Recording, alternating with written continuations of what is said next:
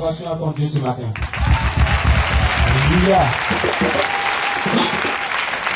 Est-ce que tu sens la présence de Dieu? Est-ce que tu sens l'onction de Dieu?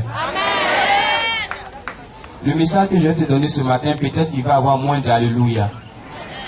Peut-être qu'il ne va même pas avoir de corbeilles. Alléluia. Mais le plus important, c'est d'accepter la parole de Dieu. Gloire à Dieu. Le texte que nous allons lire ce matin n'est pas tiré d'un code pénal. Ce n'est même pas tiré d'un code civil. Mais c'est tiré de la parole de Dieu. C'est-à-dire que si je mens, vous allez m'attraper automatiquement. Mais si ce que je vais vous dire ce matin est écrit noir sur blanc, c'est que c'est le message de l'heure. Et j'ai dit à Dieu de donner des confirmations. Le chant de tout à l'heure n'était pas en vain. Mais le chant est venu, n'est-ce pas, dans l'optique de préparer ton esprit, dans l'optique de préparer ton cœur à ce que tu vas entendre ce matin, pour que ça ne soit pas un choc pour toi, mais pour que ça puisse ouvrir tes yeux, pour que tu puisses avancer avec le Seigneur. Dieu dit toujours à son église, et je vous ai dit que quand on parle de l'église de Dieu, ce n'est pas d'abord les quatre murs. Non. L'église de Dieu, ce n'est même pas les baffes, les micros, non.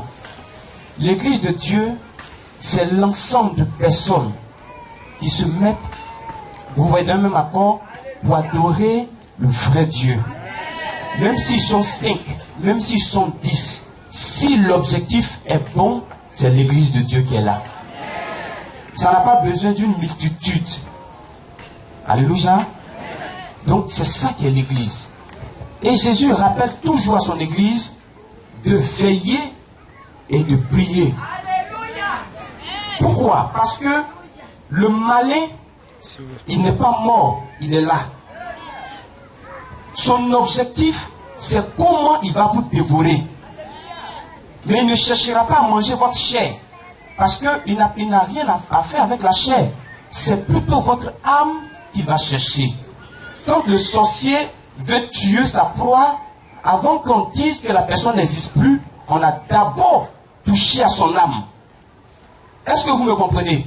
On a d'abord touché à son âme. Donc on peut voir des personnes en train de marcher, mais en réalité, ces personnes-là sont mortes parce que la sorcellerie a déjà bouffé l'âme.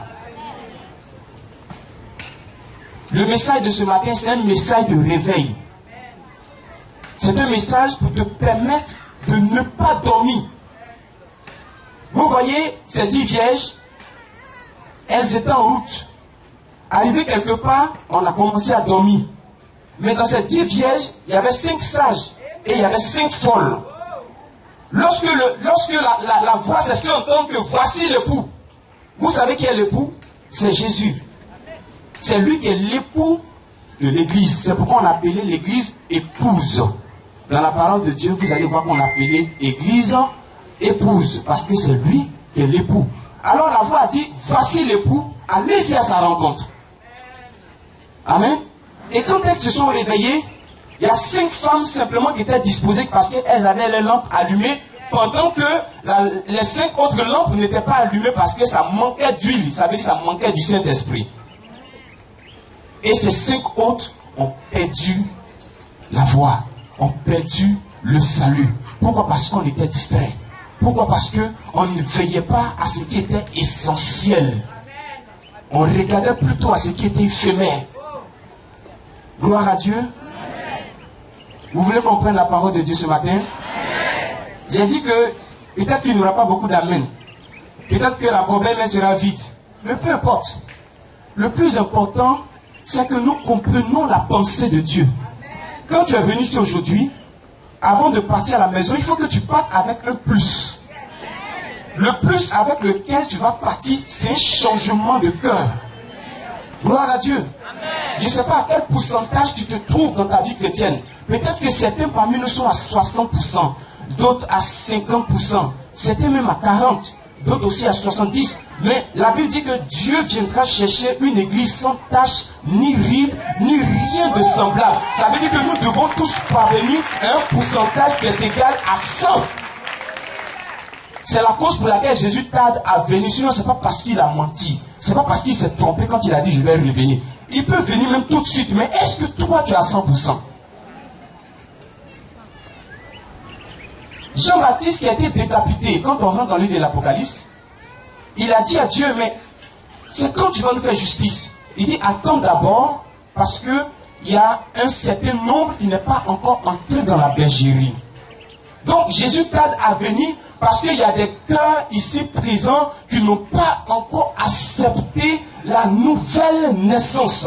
Parce qu'il y a des personnes parmi nous qui n'ont pas encore accepté le véritable Jésus. On se blague dans des faux Jésus parce que dans la Bible il y a plusieurs Jésus. Des faux Jésus. Mais ce n'est pas le véritable. Parce que si le véritable est en toi, bien aimé, tes œuvres seront manifestes. Et les œuvres que tu vas manifester ne sera rien d'autre que le pardon, que l'amour, que la volonté de Dieu dans ta vie.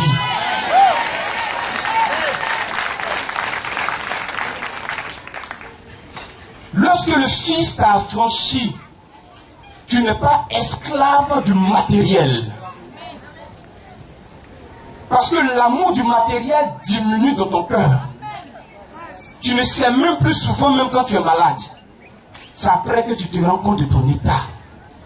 Si vous décidez que Jésus soit l'intermédiaire entre vous et Dieu, alors décidez aussi de l'accepter. Vous utilisez son nom quand vous êtes dans les problèmes, mais vous ne voulez pas porter son vêtement.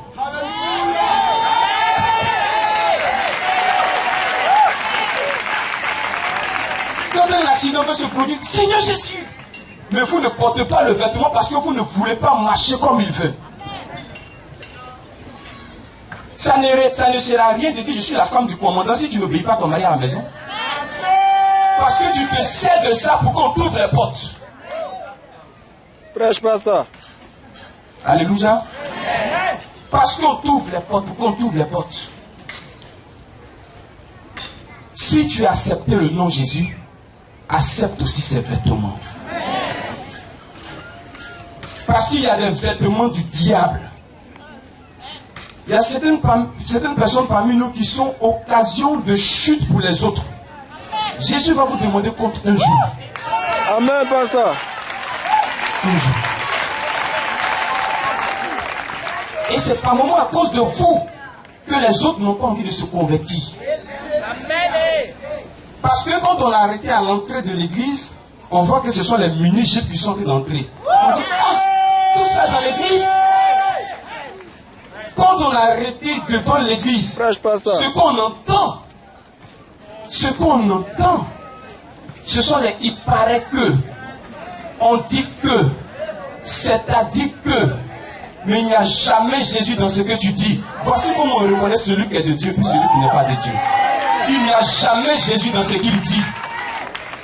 Faites un peu d'effort et puis écoutez. Vous allez voir que rien n'est caché sur la terre des hommes. Lisons un peu 1 Timothée 4, verset 1. Lisons un peu 1 Timothée 4, verset 1. 1 Timothée 4, verset 1. On va aller tout doucement. Mais l'Esprit dit expressément que dans les derniers temps, quelques-uns abandonneront la foi pour s'attacher à des esprits séducteurs et à des doctrines de démons. Pause. Alléluia. Le thème que j'ai choisi pour aujourd'hui, c'est la dernière heure. Inspiré de 1 Jean 2, verset 18. Nous sommes à la dernière heure. Quand on parle de la dernière heure, ça veut dire que les temps sont déjà finis. Nous sommes en train de vivre les dernières secondes du monde entier. C'est vrai qu'un jour devant Dieu peut faire 1000 ans. C'est pourquoi quand on parle de quelques secondes, vous voyez ça en beaucoup. Mais ce n'est pas beaucoup. Alléluia. Quand on parle de dernière heure, ça veut dire que c'est l'heure de prise de conscience. Quand on parle de dernière heure, ça veut dire qu'il y a des gens qui sont en train de dormir qu'il faut réveiller. Quand on parle de dernière heure, ça veut dire qu'il y a des gens qui ne sont pas encore dans la ligne qu'il faut mettre dans le rang. Dernière heure, parce que dernier temps. Et vous savez que nous sommes dans les temps finis. Regardez un peu ce qui se passe dans le monde. Jésus a dit, vous connaissez l'histoire du figuier, vous connaissez l'histoire des arbres. Quand vous voyez que l'arbre est en train de jaunir, vous savez qu'on approche à la fin de l'année. Mais vous ne savez pas reconnaître ce qui concerne l'avènement du Fils de Dieu. Il a dit, vous allez voir des guerres par-ci, des guerres par-là, des famines par-ci. Mais ce que nous venons d'entendre ce matin, il dit, quelques-uns vont abandonner la foi. Ça veut dire qu'ils seront d'abord chrétiens. Ils seront d'abord dans l'église. Ils auront participé à l'avancement de l'œuvre. Mais la Bible déclare qu'à certains moments, ils vont abandonner la foi et vont aller s'attacher à des esprits qui ne confessent pas Dieu. Ils vont d'abord abandonner la foi parce que découragés par leurs frères, parce que découragés par leurs sœurs. Quand ils sont venus dans l'église, ils ne s'attendaient pas à ce qu'on puisse leur dire, toi, ça habille comme ça que tu portes. Ils ne s'attendaient pas à ça. Donc du coup, quand ça entre dans son oreille, il est découragé. Il ne s'attendait pas à ce que quand il va passer, on va dire, regarde ses chaussures. Regarde ses chaussures. Regarde comment elle est, regarde comment il est. Il ne s'attend pas à ça. Et il est découragé quand il entend ces paroles. Découragé aussi parce que on dit, oh, la promesse de Dieu tarde trop. Quelqu'un a dit que le diable donne vite, mais Dieu donne lentement. Mais moi, je veux vous dire que derrière ce que le diable donne, il y a la mort. Pourquoi? Parce que le diable n'aura pas peur de donner une Jeep à un enfant de 5 ans. Tant bien même qu'il sait que l'enfant de 5 ans ne peut pas conduire cette Jeep. Mais il va lui donner rapidement parce qu'il sait que quand il va conduire, il va mourir. Sinon, un père qui aime son enfant ne peut pas mettre les clés d'une Jeep dans la main d'un enfant qui a 10 ans. Parce que tu sais que tu es en train de le conduire à la mort. Dieu prend le temps de vous préparer. Dieu prend le temps de préparer votre cœur. Ceux dont la richesse a surpris, on les connaît, ils sont capables de prendre 1000 femmes. Salomon, la richesse l'a surpris quelque part. Parce que quand il est venu, David avait tout accompli. Il est venu à commencer à manger les meilleures productions. Bien aimé, je pense pour ma part que si nous laissons Dieu nous donner, il n'y aura pas de chagrin après.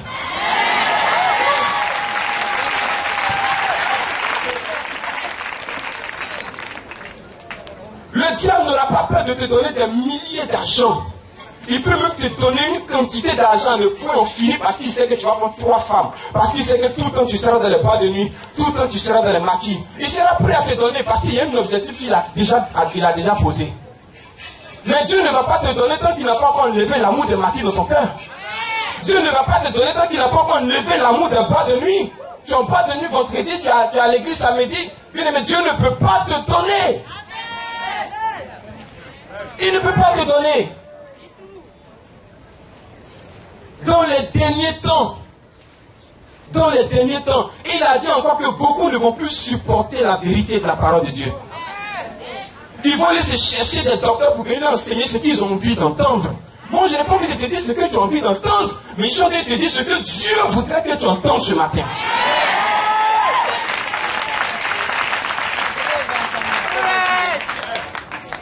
Alléluia.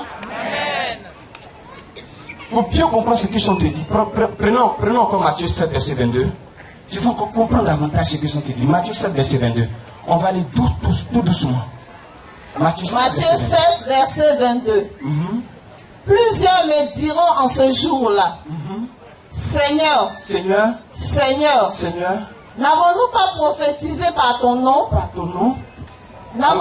Oui, allons-y. N'avons-nous pas chassé des démons par ton nom? Tout ça par le nom de Jésus. Allons-y encore. Et n'avons-nous pas fait beaucoup de miracles par ton nom? Par ton nom. On continue toujours jusqu'à ce qu'il y arrête. Allons-y. Alors je leur dirai ouvertement, je ne vous ai jamais connu. Retirez-vous de moi, vous qui commettez l'iniquité. On va faire une pause. Alléluia. Est-ce que vous venez d'entendre ce qui est dit? Supposons que c'est une femme ou c'est un homme. Seigneur, c'est moi. Parce que là, nous sommes au dernier temps, nous sommes à l'heure du jugement. C'est moi qui ai prophétisé, Seigneur. Et ce n'est pas par un autre nom, hein. C'est par le nom de Jésus. Ça veut dire que c'est Jésus qui a utilisé cette personne pour prophétiser. Parce que quand on poursuit, Jésus n'a pas dit non, c'est pas mon nom. Hein. Non. Il a dit oui. Mais je ne vous connais pas. Alléluia. N'avons-nous pas chassé des démons? N'avons-nous pas chassé des démons? Oui. Parce que vous avez utilisé mon nom, c'est possible. C'est possible de prendre le nom pour prophétiser. C'est possible de prendre le nom de Jésus pour chasser les démons. Parce qu'il a dit en mon nom, vous chasserez les démons. C'est possible. Mais il dit que je ne vous ai point connu. Parce que quand vous avez parlé d'amour, vous, votre vie ne reflète pas l'amour. Je ne vous ai point connu. Parce que quand vous avez parlé de pardon, vous, votre vie ne ressemble pas à pardon. J'ai été fort réjoui de voir une sœur. Lorsqu'on a parlé des chaînes aux pieds, sur place, elle a enlevé sa chaîne. J'ai dit gloire à Dieu. Au moins quand elle va rentrer à la maison, on va voir qu'il y a quelque chose qui n'est plus sûr. Revoyez votre façon de danser dans l'église. Parce que si on veut considérer la manière dont David a dansé, et puis Dieu s'est souvenu de lui, je ne pense pas que c'est pareil à la manière dont vous dansez. Aujourd'hui, on veut danser pour mettre les fesses en valeur parce qu'on ne sait jamais. Peut-être que quelqu'un peut avoir les yeux qui tombent sur mes fesses et puis les cherche en même temps. C'est une abomination. C'est une abomination. Toutes les femmes, et là je le dis à la lumière de la parole de Dieu, toutes les femmes qui auront leur mari par la séduction vont avoir toujours des problèmes de foyer. Toujours des problèmes de foyer. Donc vous comprenez que les miracles ne sont pas la finalité. Gloire à Dieu. Les miracles ne sont pas la finalité. Ce qui est la fin là, c'est le royaume des cieux. Sinon, en principe, avec tout ce que Dieu a fait pour toi, la vie devait changer. Tu devais être la femme idéale à la maison. Tu devais être l'homme idéal à la maison. Si tu es un bon professeur, il faut être aussi un bon mari. Si tu es un bon professeur à l'école, sois aussi un bon mari à la maison.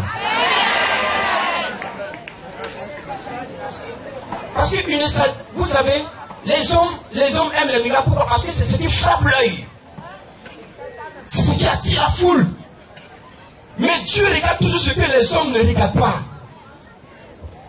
Dieu vient regarder ton cœur. Avec tout ce que tu as vu, tout ce que tu as entendu, il doit avoir des changements. Jésus a regardé Capernaum. Il a dit si le miracle avait été accompli chez vous, avait été accompli à Sodome et Gomorrhe se seraient repentis.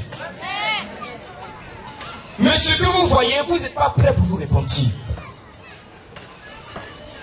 Tu sais que tu es dans la sorcellerie.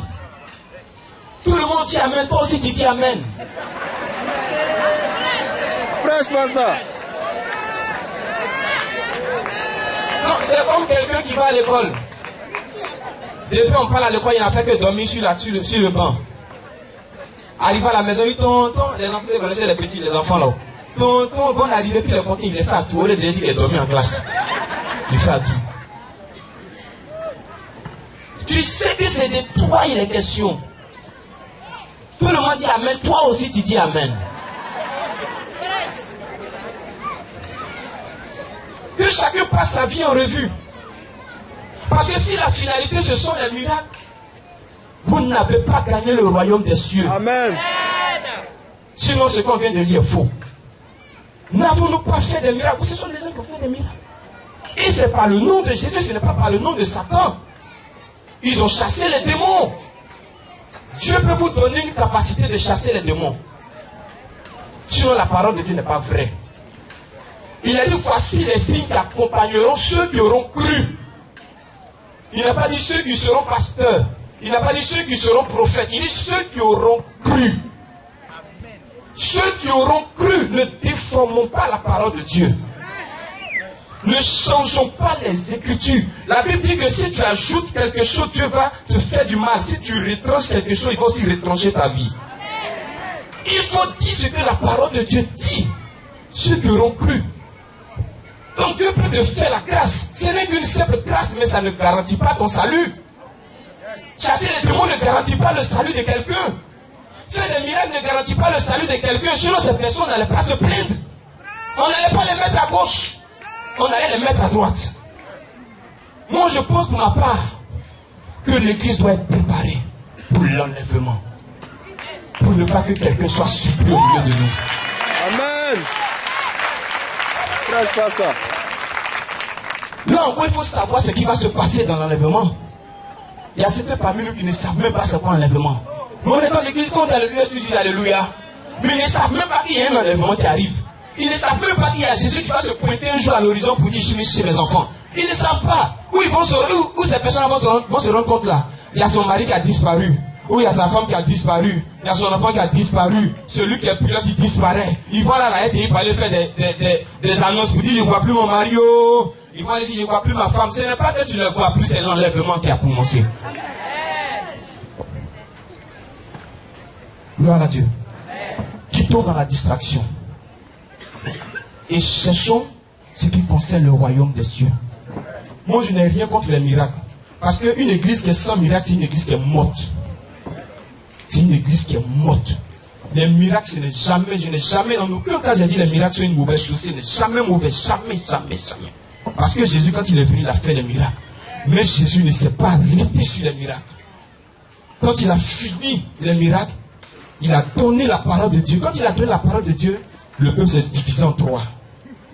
Celui là ici, lui est parti là-bas, parce qu'on ne supportait plus cette parole. Il a regardé quelques-uns, il dit, mais et vous, vous ne partez pas? Tu as les paroles de la vie. À qui irons-nous?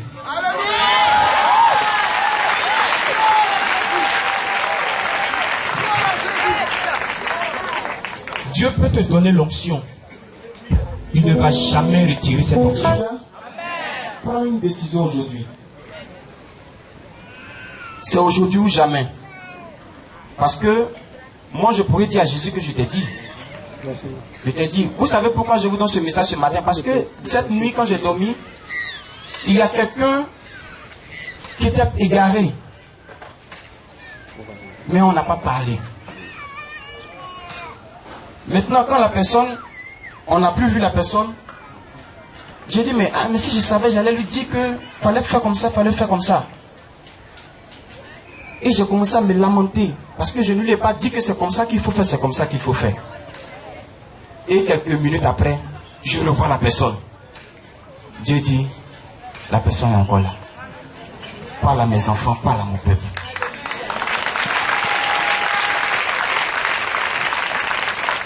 Alléluia. Sois une femme obéissante à la maison. J'enseigne à toutes les femmes la soumission. La soumission. En aucun cas, je mets le cadre de foyer de côté. Je prends la femme et je prends l'homme. En aucun cas, la femme n'a le droit de lever la voix sur un homme. En aucun cas.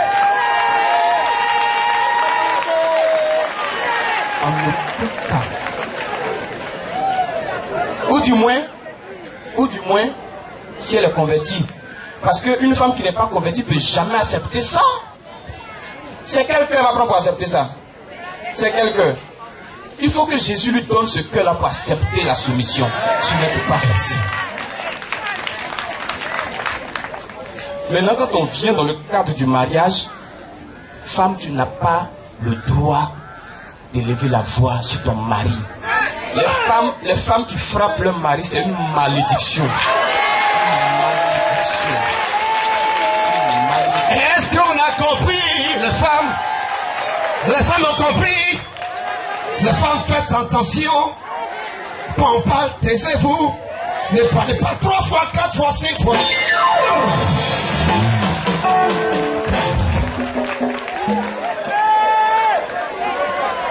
Si tu ne respectes pas ton homme, Dieu va te demander compte. Mais encore si tu le frappes, c'est la malédiction la plus absolue qui puisse exister sur la tête des hommes. La femme d'Abraham, Sarah, était tellement soumise qu'elle appelait Abraham mon Seigneur.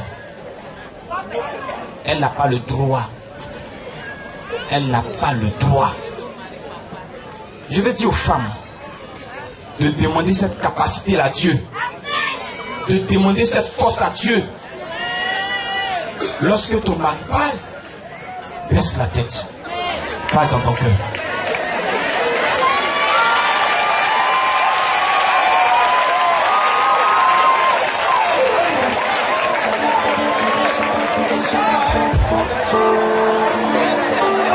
S'il vous plaît, ce que je suis en train de vous dire là, ce n'est pas dans le code civil qui est enlevé, hein. C'est un commandement du Seigneur. Ça veut dire que si tu ne respectes pas là, tu es comme la prostituée. Tu es comme l'impudique. Soumise à son homme.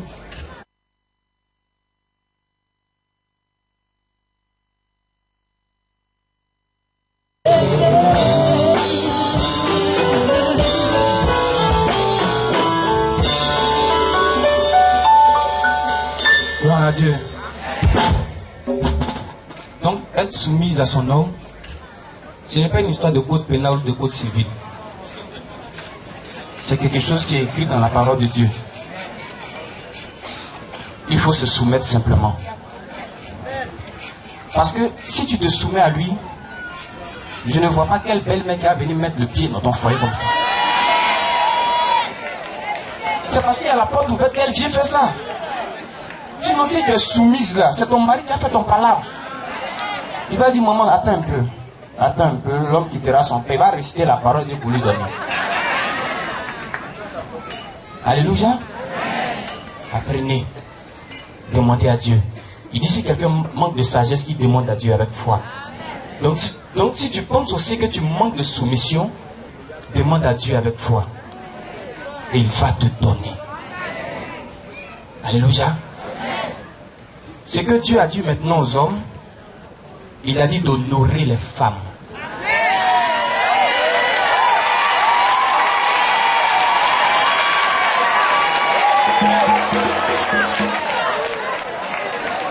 Alléluia. Quand Jésus a fini de faire le miracle, ils étaient tous contents. Parce qu'ils ont mangé du pain, ils étaient rassasiés, ils ont mangé poisson. Donc chaque fois qu'il parle, il voit Jésus, il pense que lui, il a un restaurant de pain et poisson. Jésus n'a pas un restaurant de pain et poisson. Alléluia. Jésus, c'est la parole de Dieu. Ce n'est rien d'autre que la parole de Dieu. Toutes les voitures que nous allons avoir, les maisons, les biens, on va laisser ça sur la terre et on va partir. Mais quel bagage tu auras emmagasiné pour ton âme? Quel bagage? Quel bagage? C'est désolant. Dieu peut faire la grâce de chasser les démons. Mais ce n'est pas ça le salut. Le salut, c'est votre conduite, votre comportement que vous devez changer. Vous avez peut-être utilisé le nom de Dieu, mais portez maintenant son vêtement. Alléluia. Il a utilisé ces personnes pour le miracle. Ils ont fait des miracles extraordinaires. Ce que Dieu attend de toi et de moi, ce que Dieu attend de ses serviteurs, c'est qu'on fasse de la nation disciple de Jésus. Il n'y a pas autre chose encore. Disciple de Jésus. Les miracles qui vont t'accompagner là, c'est pour que les uns et les autres aient la bouche fermée. Parce que ce que toi tu fais, ils ne peuvent pas faire ça. C'est ça l'importance des miracles. Ce que toi tu fais là, ils ne peuvent pas faire ça. Ce que Dieu va te donner comme capacité là, aucune personne sur la terre ne pourra avoir ça. Et pendant que la bouche est fermée, ça veut dire que ce sont les oreilles qui écoutent maintenant.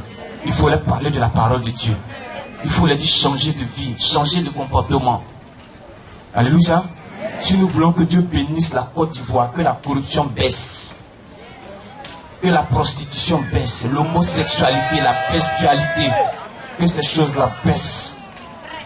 Il dit, si mon peuple qui est invoqué mon nom s'humilie, je répands, je vais l'exaucer. Si tu ne le fais pas, il ne t'exauce pas, on se regarde. Le texte que nous avons lu ce matin, le boiteux à la piscine. Tu es là-bas depuis 38 ans. C'est-à-dire que tu t'es converti avant Jésus. Depuis 38 ans. Jésus n'était même pas converti, tu t'es converti déjà. S'il n'est pas guéri, c'est parce qu'il est là, il regarde les autres. Au lieu de regarder lui-même sa situation, là, il regarde l'autre.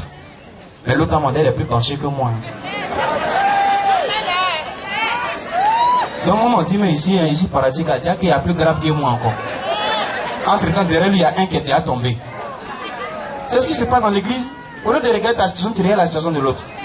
Ah, donc, il y a plus grave que pour moi. Là. Moi-même, c'est ma voiture qui était vilaine. Déjà qu'il y a plus vilain encore que ça. Alors que tu sais que tu dois changer de voiture.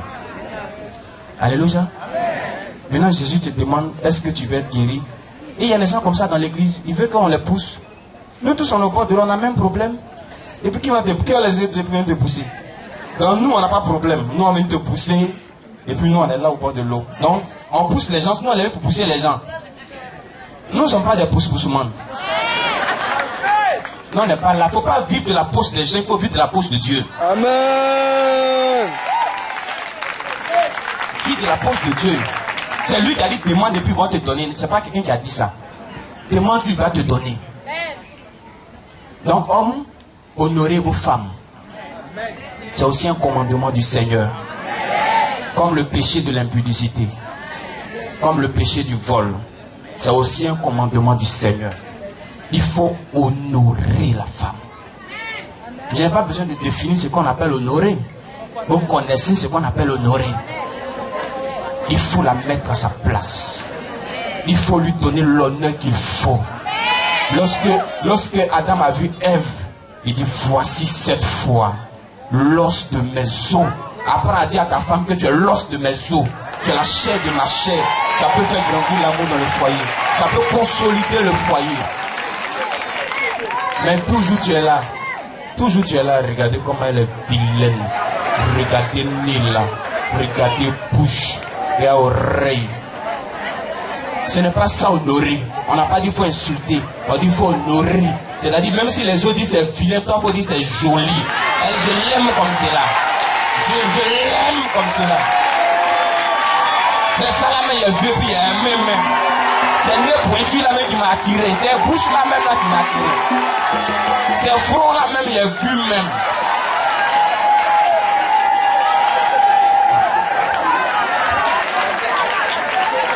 Le commandement du Seigneur là, ce n'est pas seulement dans Exode 20. Hein.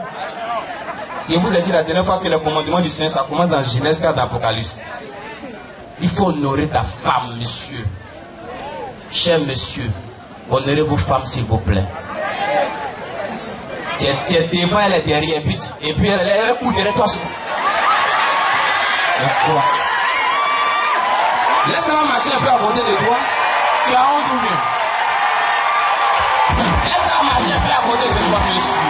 Tu as honte, qu'est-ce que c'est pour toi? C'est pour toi. C'est toi qui as choisi ce qu'on appelle honorer. La choix d'une femme, c'est de porter le nom de son mari. La choix d'une femme, c'est d'être à côté de son mari. La choix d'une femme, c'est d'avoir les regards de son mari.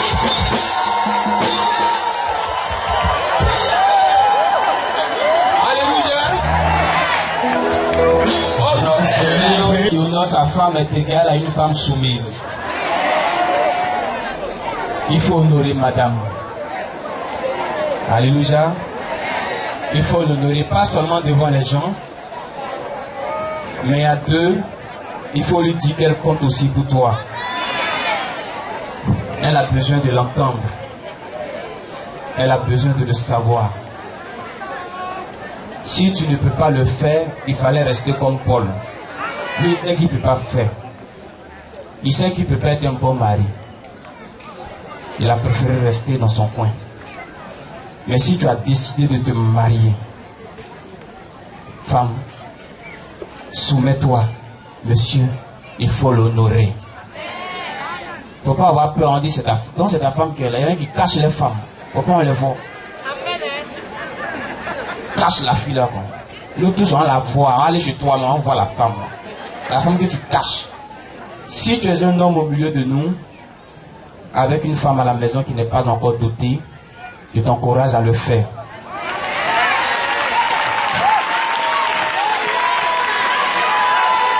Il faut le faire. Pourquoi? J'ai dit tout ce que je vous dis, c'est le commandement du Seigneur. Hein. Il faut le faire pourquoi? Parce que si Jésus vient te trouver dans cette situation, c'est pas évident que tu sois sauvé. Parce qu'il vient de te trouver dans une histoire de concubinage. Mais si Jésus voit le désir de le faire en toi, il va te donner les moyens. Il ne faut pas mentir sur les moyens. Souvent on ment sur les moyens. On dit non, il n'y a pas les moyens. Il y a les moyens. Mais toi-même là, tu ne veux pas donner. Alléluia. Honorez les femmes. Honorez-les. Si tu es devant la tête à côté, là une autre ne va pas se blaguer quelque part. Parce qu'avant qu'elle va se blaguer, elle va te voir. Elle va voir la dame là à côté. On sent qu'il y a quelqu'un qui est là. Elle aussi, elle aura une bonne vision des sœurs qui ont les yeux sur toi. Elle pourra en même temps les déconvertir. Elle va leur dire que le terrain est déjà occupé. L'ange du Seigneur a déjà scellé. Et tout ça, c'est pour que le couple soit heureux. C'est ce qui envoie la joie dans un couple. Et ça descend sur la famille. Sinon, dans une famille où il n'y a pas le pardon, où il n'y a pas la paix, les enfants deviennent mongols. C'est dangereux. Gloire à Dieu. Acceptez que l'honneur revienne à Dieu ce matin. Donc tu dois chercher ce qui concerne le royaume de Dieu plus que toute autre chose dans ta vie. Plus que toute autre chose dans ta vie. Je pense que si tu le fais, tu ne vas pas passer ton temps à frapper les autres, à frapper la pauvre dame. C'est parce que les gens ne veulent plus écouter Dieu qu'ils mettent les oreilles à des choses qui ne sont pas bonnes. C'est parce que les gens ne veulent plus prier qu'ils prennent la bouche pour faire autre chose. Sinon, si ta bouche est appelée à parler à Dieu, tu ne vas pas parler d'autre chose que Dieu. Apprenez vous-même à respecter Dieu, afin que la faveur soit aussi sur votre vie et vous allez exceller dans tout ce que vous allez faire. Que Dieu bénisse chacun de nous et puis acclame fortement le Seigneur.